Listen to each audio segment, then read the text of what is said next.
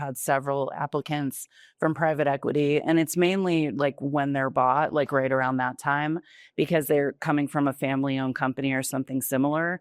And they come in and they're running it like a business, as they should. But, they don't know these people. They don't know their families and their children. They don't know where they went to school and their journeys in their careers. And so they feel more like a number. I'm not sure that that's, what they want. Yo, Joshua, really fast. I want to talk about online scheduling for the trades and how they should be affordable, effective, and easy to manage. Let's take a really quick second here to share a little bit about the latest group of experts that we've teamed up with, Autobot.ai. Our team of industry experts has developed a best-in-class scheduling app that seamlessly integrates with your CRM. Every booked job goes directly into your software and becomes one of our advanced marketing analytics, which is really cool. We can automatically select the marketing campaign of your choice based on how the customer came to your site. Yeah, Tersh, those industry leading analytics tells you everything that you're going to want to know about your lead, where they came from, what they did before scheduling, and what page they converted on, plus other things. On average, about 75% of people who start a booking with our app complete it, but we'll give you a more granular reporting that shows conversion rates based on marketing source and medium to help improve your marketing efforts. So honestly, with no contracts, affordable monthly rates, and you really don't have anything to lose. And so it's a great program to try out. And if you use SBM, when you go to sign up for it, you'll actually save $1,500 on the setup fees. So honestly, give it a shot.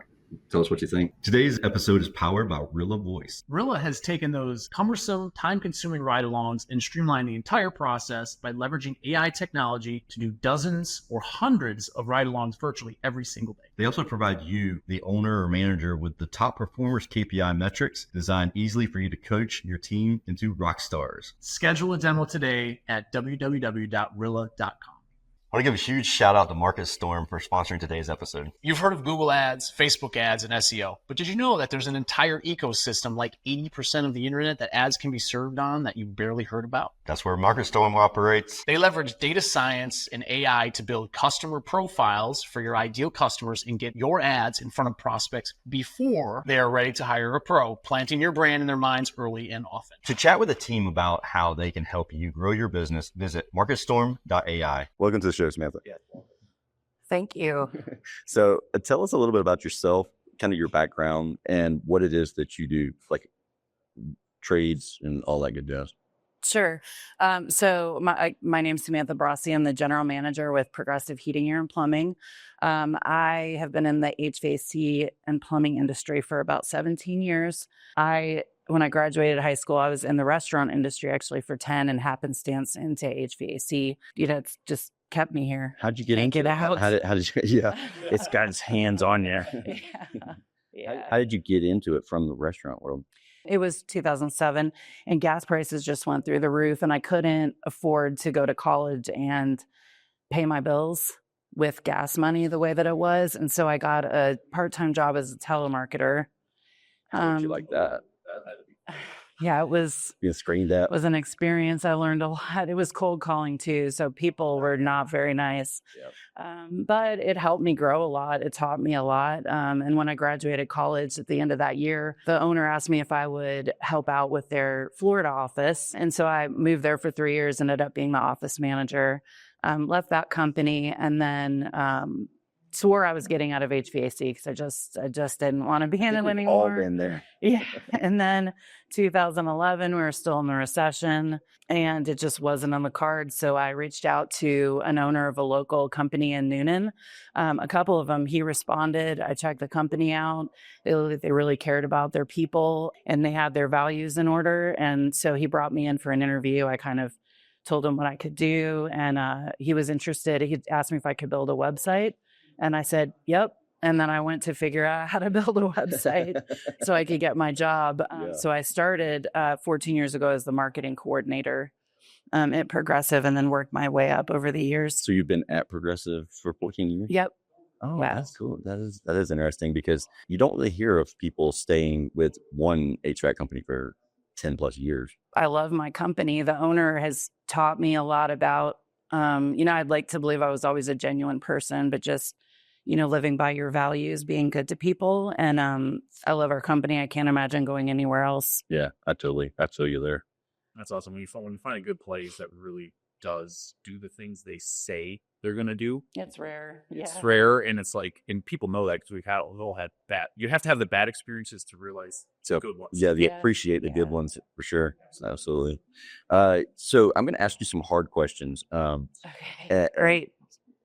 I hope you're nervous. So I'm just kidding. What is the most challenging part about being in the trades and not being the owner? Like it's one side of things. It's one perspective to be the business owner, and you're like, oh, this challenge here, this challenge there. But it sounds like you have a heartfelt passion for the company, and you really, I believe that you want it to succeed. I mean, because we've all been there as an employee. Like I was a service manager, I was a general manager, and there are times where like my hands were tied.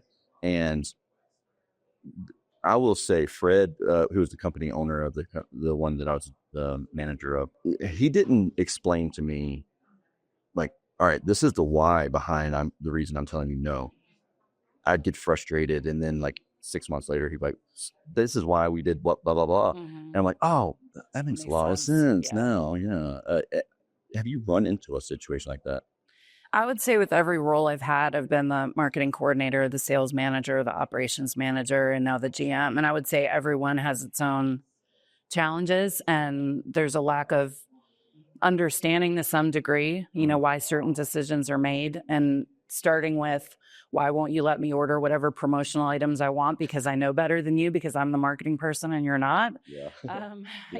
Tim kicking me out of his office because I was arguing with him about it and I wouldn't give up. Did he finally give in? He did. And then he thanked me because it was refrigerated bags. And I was like, you do not understand. Everyone's going to love this. But anyway, now he wants us to have them every day. He never wants to run out of them. What's a refrigerated bag?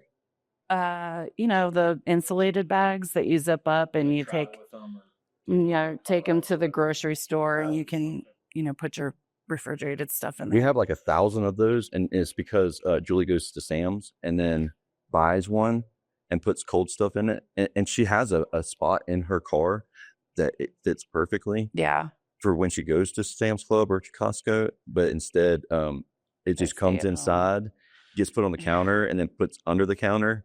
And so then it just, like, I've watched the stack of refrigerated bags, insulated bags just increase more and more. Yeah. So y'all have branded those. Is that what you're doing? Yeah, we're big on our promotional items. So we're huge on branding in our company. It's really helped us as private equity has come into our market a lot to be very well branded and known in our community. So have y'all been purchased by private equity? No. Okay, so y'all are still privately owned and everything. Yeah, I think we're the only, if not, there might be one other in our market that is still locally owned. Yeah, that's similar of to our ours size. too. It's like there's like 4 or 5 of us that are still privately owned, and we just all happen to be buddies too. So it's like who's going to hold out the longest before you sell. There's definitely a sense of unity in our company. Like, we're proud of the fact that we're still locally owned and we don't plan on selling, but there's pluses and minuses on both sides. Have you seen because of the influx of private equity that it's been maybe easier to acquire some talented people because they got in a situation where the company changed after it sold and people came over to you guys' company? Recently, yes. We've actually I've shared with some people here, we've had several applicants from private equity, and it's mainly like when they're bought, like right around that time, because they're coming from a family-owned company or something similar. And they come in and they're running it like a business, as they should. But, they don't know these people. They don't know their families and their children. They don't know where they went to school and their journeys in their careers. And so they feel more like a number. I'm not sure that that's, what they want. I don't think anyone's coming into a company thinking, well, we're just going to take this over and we don't care about anyone. But I do think that that's an opportunity. It's the perception by the employee that, hey, you're like, a lot of times they'll bring a GM in from a different even state and because they're a numbers Oh, yeah. person, and Mhm. so then you're like, all right, this person's already said we're going to change this, we're going to change our Mhm. dispatch software, we're going to change this, we're going to do or something, and so then you're like, that's a lot of change, and I don't like change because I'm a service tech and I like Right. consistency. Mhm. So that uncertainty, and it's crazy in my mind. Like we're privately owned, and everything, but I hear guys in the field and they're like, I don't want change. I don't want change. And the one consistent thing in our company is change. So Well, it should be everywhere because it's that way in the world, you it know? is. It really is. But to hear someone say, I don't want change, but they're going to change the entire company they work for and take, now they're going to learn all the new processes. I think that's kind of comical in my opinion. Yeah. But there is a sense of, I don't know, certainty whenever you're thinking about a locally owned family run company. Yeah, I think so. And we've hired a couple of great people that their values are in line with ours. And that's what we look for. I mean, we can teach anything. Your values have to align with ours for it even to start. So How is that process? Like, how do you determine that? Because I will admit that my hiring record isn't the most stellar lately. We recently had to fire someone, two people, because they were stealing, and I didn't know that. Like, I when I hired them, I definitely wouldn't have hired them if I needed. Like, oh, you're gonna steal. Let's hire you anyways. But how do you feel like you go through that? Do you do the hiring yourself, or is it like a service manager or something? depends on the position. Sometimes they'll ask me to sit in on their interviews. Anyone that reports to me, obviously, I interview. But as far as the other positions, if they want me to sit in, I will. Otherwise, they'll just come talk to me about it if they needed another opinion, and we just take it from there. We're very upfront with our values. We actually have an award that we give away quarterly called the Progressive Way Award, and it's to the employee that aligns with our core values that we kind of catch displaying or portraying our core values quite a bit. Is that something that's nominated internally? It is. As of right now, it's through our management team, just through the first year, but we're going to open it up so that the whole company can nominate people. That's cool. Yeah. And so during the interview process, we're very upfront about those. And we do our best, like just through experience. I mean, we don't have a tried and true like process for it. Sometimes you just have to feel your way through it. But we've had, someone that unfortunately stole from us that worked for us for years. That was heartbreaking. And once you realize it, you can't, there's nothing you can do about it. They made that choice. You didn't. That's true. That's very true. Yeah. And this Time they person, get caught though, you wonder how many times. Oh, yeah. It's horrible. So when the first time something like that happens, it is the third or 30th time. It's like, yeah, we notice something's been going off, and then all of a sudden it's like, hey, like it's always the same person. Why does this happen? But Right. a suggestion for you, we don't normally do this on the podcast, but I was thinking, let's hire Duck Okay. for hiring. It's really automation. There's some AI for the assessment pieces, and then you can, instead of spending all the time nasally answering things, it's all like a thumbs up, thumbs down, move on to the next stage, and it takes care of the emails and the text messages to the applicant, and it's been great for us. We have a lot of people that's shown some really liked it. It's actually built, Okay, so awesome. I have a digital morphine company, so it's not really built for us, but we made it work because we needed a solution. But it's been really good. A lot of people really actually had Billy Webb. I don't know if you know Billy Webb in the BDR. He was on yesterday. No. He was implemented as well. But with the mention of technology, I told you we probably go this route. But Yes. the last 5 years been like a world, and you've been in trades long enough. You've seen the ups and downs and everything in between. Have you guys, when you guys get your leadership team together, what kind of conversations are going on when it comes to technology and being able to enhance the efficiency of your business? How integrated are you guys? Hello, home service professionals. Do you want to maximize your marketing budget? Then you need to be using call tracking from CallRail. Let's say you noticed a spike in new leads this month. To find out what's driving them, you just log into your CallRail dashboard. Is my new Facebook ad outperforming my other ads? Or is paid search knocking it out of the park? Or maybe it's time to retire those newspaper ads. Since CallRail assigns a unique phone number to each of my marketing efforts, I know where my best leads come from and which efforts to scrap. CallRail shows you your most cost-effective marketing channels so you can get back to business. Go to callrail.com/SBMpod and try it for free. So I would say on a base level, we're with Service Titan, and so we embrace all the changes that come that way. And I know they have some AI-driven changes that are coming up that are really going to help our technicians. So, we have done business with some other companies that have helped us in that manner. It hasn't really worked out yet, but to stay and have a long-standing relationship, and part of it is the change, and making sure that our guys adapt, and then learning with us like how we need to enforce those processes with that much change in the market that we're in right now. We use ChatGPT. Like I use it almost every day. Good. And we've started using Blaze in our marketing. Okay. We have a very community marketing driven. We're a community marketing company. Yeah. And so by saying that, do you mean like you do a lot of like networking and stuff like that? Is that there's a couple different we do a lot. So we do a lot of marketing like with our local chamber of commerce, with our board of realtors, just our local organizations. Yeah. And then we also we're very involved with our nonprofits. We show up, we sponsor events. We just want everyone to see us, and we want our logo everywhere. And then we want them to know that we're here for our community, not just to take service calls, take your money and go home. So it's been an important part of our marketing for a long time. Yeah, I think that's where we had the most success. Whenever I was like the president of Small Business Chamber, I was on the board of Leukemia and Lymphoma Society, Buy Local, which is a local chamber organization. We would join and like be active in the Savannah Chamber of Commerce, but it was almost like too big of a chamber. It's a big one. Yeah. And so it's like, I don't know if we can't touch everybody. Everybody doesn't show up to those events. Everybody just joins it because it's the chamber. And I feel like it was the smaller chamber events are the ones that really made the biggest impact. And also, like you said, the nonprofits like Habitat for Humanity and any chance we could get, there was a veterans program. There's a shirt company called Nonline Apparels. I don't know if you ever heard of them or not. They're a really popular military type shirt.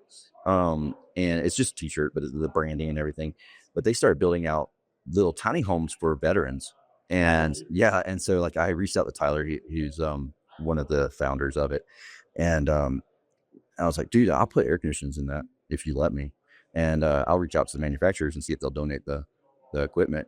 And like, it turned out that they had somebody in-house that could actually install them, but I still reached out to the manufacturer, and it just made a massive impact for our company. And it's the giver's gain.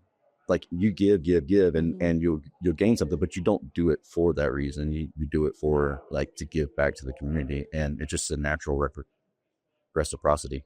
Got it. Well, we all have to help each other. It's a big word for you. Yeah. It is. Yeah, we all have to help each other. I mean, we've donated units to our local, to a couple local nonprofits. And then we've also just sponsored by giving money, showing up, volunteering. For our local chamber, we're involved in a lot, but it's probably a medium-sized chamber. But for me, it's the consistency. And even if you can be consistent at one thing every time, then that's going to be a lot better than trying to spread yourself thin and not being able to do all of it. That's a good point. Do you ever notice that the more you give and the more you donate, the more people come to you? Like, I need $2,000 for my baseball team and stuff like that. Yeah. Oh yeah, absolutely. How do you guys filter through that? Because obviously, as that happens, like you guys want to be everywhere, but at some point you have a budget, and we still have to do digital marketing stuff to take sure there's a few other fees to get the word outside fees. This just for. So if someone asks us to donate, I kind of look at how much work they're doing to actually get us to understand what that money is going through. First of all, it has to stay in our county. We don't do anything that filters up through like corporate nonprofits. If it is a corporate, like I'm on the board of the local Boys and Girls Club. And so when I give money, I want it to be earmarked to be used in Coweta. And so that's a big part of it. So we don't do anything that we don't know where our money is going.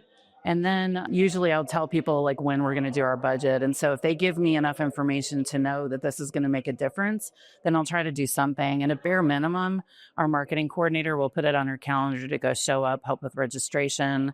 We might donate promotional items that might help them, like if they need bags for, just like we're getting our logo out there. But at the end of the day, that's money they don't have to spend, to provide those things to people. How have you seen with all of that community outreach and those sorts of sponsorships that lift up the rest of your? It's a tough question there, Josh. Way to put her on spot. We gave her some softballs early, so I'm the pulse. That lifts up the rest of our marketing. Yeah, obviously you don't have to have numbers and stuff. Yeah. Just like, have you seen, especially someone that starts marketing pro, obviously you probably pay attention to some hunt stuff, just the overall brand awareness and what that's done to elevate maybe some other campaigns or other things of you guys? So, yeah, I think brand awareness is the most important thing for our company. We have 38 people. So, we're only going to be able to reach so far with the rest of it. And so we want to make sure that where we are, like we support the community we serve. But as far as it lifting up the rest, I'm not sure.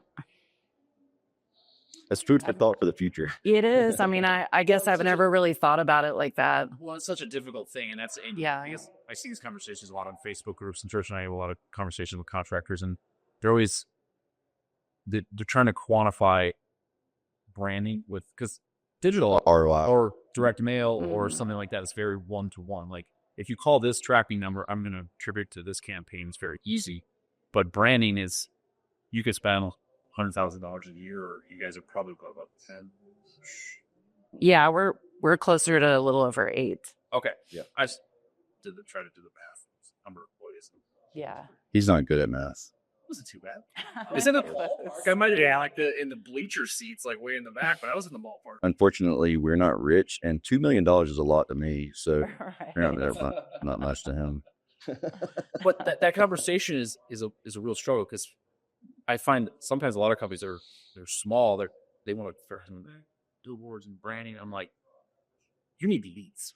Like at size, those things can really come into play. But I think there's a balancing act of doing that. It is a challenge though, because like Julie and I, we're guilty of saying yes more than we should, and people are like, can you donate time? Even donating time is time you're taking away from your business from growing it.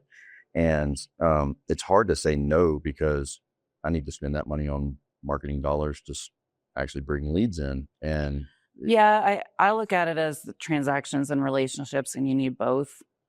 And if you're really investing in your community or developing relationships that you might not even know are being developed at the time, they usually come around.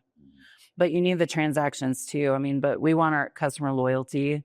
We want to know that when they see us, when they look up heating near me, that our name comes up, and they're like, they feel like they know us before they've ever actually used us. Sure, I've seen that at the county fair or the nonprofit. Yeah. It was that they feel like they know who you are. So even if they're not doing a brand search, they still are like, oh, hey, I recognize these guys. Yeah, so it helps in that way. And then they seem well liked, and they have good reviews and good service. Mm-hmm. Yeah.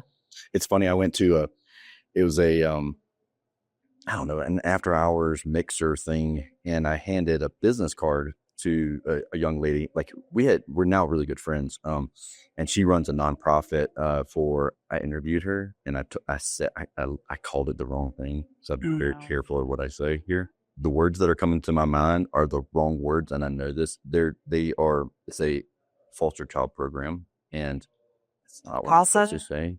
Yeah. It's the way I worded it. It's wrong. If she hears this, she's going to be like, Tersh, you're an idiot. But anyways, I met her. This has been years ago now. I hand her a business card, right? And she goes, oh, you're the Lion Company. I see the Lion vehicles and your stuff everywhere. And I'm like, really? I thought we were doing okay with branding, but I didn't think it's like that. Right. And I was like, so what's the name of the Lion Company though? And she's like, I don't know, but it's the Lion Company. I was like, well, we failed on that one. Like, yeah, well, I don't know that it's a failure though, because it is brand awareness. Like we just had our 30th anniversary, and we expanded. We have a mascot, and we expanded it to a family of mascots. And some of the kids they know our mascot name. So to me, just the fact that they know that is a win. They might not have any, they're kids, So, but we have an outdoor unit. His name is Brazie. And so he's been with us since the first year I started. That was one of my projects. And then we added a furnace, a coil, and a toilet. So Tank, Piper, and Sparky. And so we let our, That is cool. we let our customers name them. And it's been huge. And so actually I went to Spark last year and I heard this fan of bananas, and Jesse. I was doubting the direction I was going with that and wondering if we were getting a little too cartoony, gimmicky, whether people would take it seriously. And after I heard Jesse speak, I was like, nope, you're doing exactly what you should be doing. You're sticking out in the market more. People are paying attention. And it's normal, do the exact opposite. Yeah, exactly. Jesse is the reason why I wear a 3-piece suit on every service call I go on. Really? Yeah. So Jesse and Emily are good friends of Julie and I's. And years and years and years ago, I asked him, I said, if you're starting a plumbing company and your goal was to get to $1 million in the first year, what would you do to stand out? He said, I'd have every one of my technicians would wear a white tuxedo. I was like, that's easy for you to say. You wear a yellow tuxedo everywhere. He was like, no, it's because when you think of a plumber, you think of them dirty, nasty, and they're going to come in my house and they're going to get goo and stuff everywhere. If they're wearing a white tuxedo, you can see it. And I was like, yeah, and they will get poo all over a white tuxedo.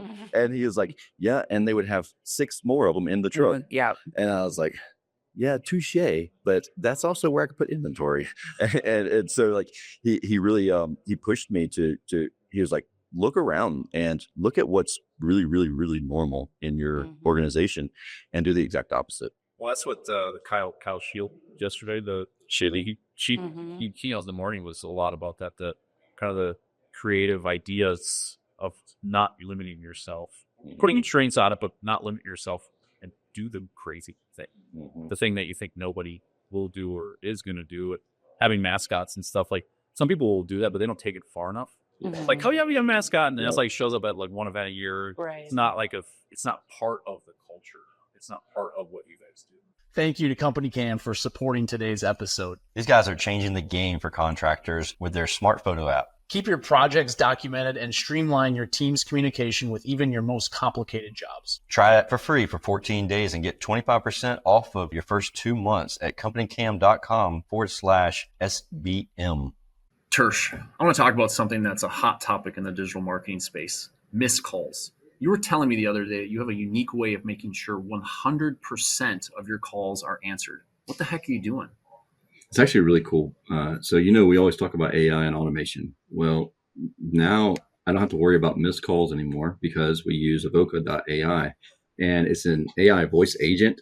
And every time a phone call comes in and say one of our CSRs are busy or even after hours, we've actually completely done away with after hours call center. Avoca picks up the phone and it announces that it's an AI agent. Her name's actually Sarah, and she's really cool. And it's great because every time you get a conversation going, and that entire conversation is transcribed and gets sent to Slack, text message, or onto their dashboard. And then if some of the CRMs that you use that we're using out there, actually, you can book the call through the CRM as well. So that's a really cool thing too. So, honestly, if anybody hasn't checked this out already, www.avoca.ai. So guys, if these problems are yours and you want to fix them, head over to www.avoca.ai and discover how they're helping service businesses like yours maximize every lead that you get. Yeah, we have our commercial features Brazie. So we have Brazie as a live mascot. The rest of them are basically drawings that we dress up and do different things with depending on the time of the year. We have a great marketing company that is very good at changing their clothes and doing different things with them. That's just one of the things they do for us. But yeah, so we actually had a teenager request that we bring Brazie out for her friend's 16th birthday party, because she saw him in the commercial. She loves him. And there's a time in the commercial where it says, "Wave hello, Brazie." And so she always waves at him. So we brought him out for the birthday party and she cried. She was so happy. I I was astonished that anybody would even want that, but it just goes to show that things like that do make an impact on people. I think we devalue ourselves, and we don't put as much value in there as we should on those types of things. We were doing a photo shoot in a square in Savannah, and the publication photoshopped a real lion between the two of us. I mean, ours is a cartoon, obviously, but Right. and they're like, we would hand the mag. So we had got enough copies of the magazine, we would hand it out to clients and everything else. But there were so many times we go to a networking event and people would stop us and be like, "How did you get a real lion inside of a square in Savannah and it didn't kill y'all?" And I was like, "I don't know. It was just trade secret, I guess."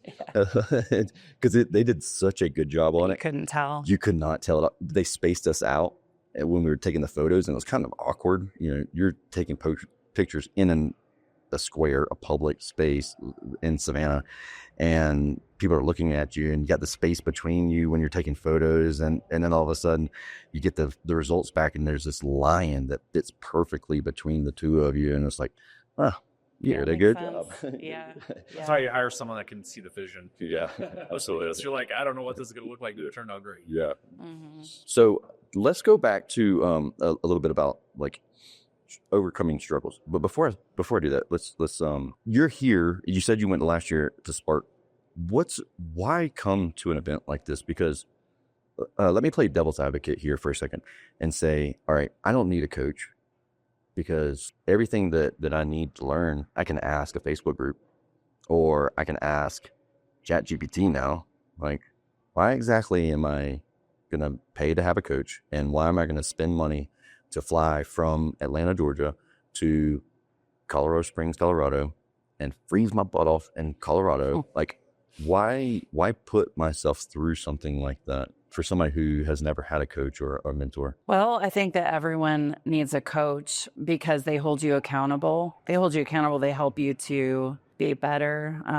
Hopefully you have a candid relationship. You find someone you can have that relationship with, so you can trust them. You can go to them with any issues that you have, that they know enough about your company that you guys have a strong relationship and they can help guide you with some of those more difficult issues. So you mentioned accountability. How much accountability do you think was given there? Like, personally, how do you feel about that? Like, do you want to be held accountable, or like, do you just want to do your thing and like, tell me what to do, I'll do it, and then we'll move to the next project? Well, I guess it depends on your goals. Like our team wants to grow. So if we're going to grow, then it's not just a matter of a couple transactions, it really is like a mindset. So just being able to, have a coach that's aligned with you, that understands what your goals are and can help you get there, versus just telling you a couple things to do you can get a couple things to do on a Facebook group or any of those A couple of places. wrong things to do. Yeah. Yeah. They know your company. They know your history. They know everything, if you've got a good coach. And as far as this, coming to Spark, you have to invest in your team, and you need to invest in yourself, and you have to pull yourself out of the office, because everything is important in the office all the time. But if you don't get away and you don't get other perspectives, then you're not really helping your team. Yeah, well, I think there's a lot to be learned with contractors from different parts of the country. They're at different stages in their journey. They might be smaller or larger, and obviously the larger you are, the harder it is to kind of turn the ship when you want to change direction. Smaller companies can change really quick, so they might have solved the problem that you guys need to solve, and maybe they just solved it earlier. They had something come up, but there's a lot to the networking piece. I think is something that the coaching and all that stuff is great if you have a great coach and mentor, but the networking with other contractors that are going through the same things, they're dealing with the same, maybe a little different issue. Or they just came through the challenge that you're going through now. Yeah, they just solved it maybe 6 months ago, and maybe there was a technology solution, just a process SOP type thing, but they solved it, and now, oh, great, I can pull that from them, or pull it and tweak it to what fits. Yeah, we've done that a lot, and we've also been able to help other companies too, because we might have just come through something someone's struggling with. So it kind of goes both ways. And if you've ever gotten help from someone else to be better, then you always want to, give back and reciprocate. Yeah. Cool. Samantha, we're coming up on the end of our time together. Is there anything that you'd like to share before we wrap things up? Just thank you guys for having me today. And we got through this together, so I appreciate that. We did. We did. You did a great job. We Thank you. appreciate you. If anybody's listening has any questions at all, don't hesitate to reach out to myself and Josh, and we'll get you connected with Samantha. And we appreciate you hanging out with us. If you have any questions about BDR, we're more than happy to connect you with the people in BDR. But with that being said, I hope you have a wonderful and safe day until we talk again next time. We'll see you.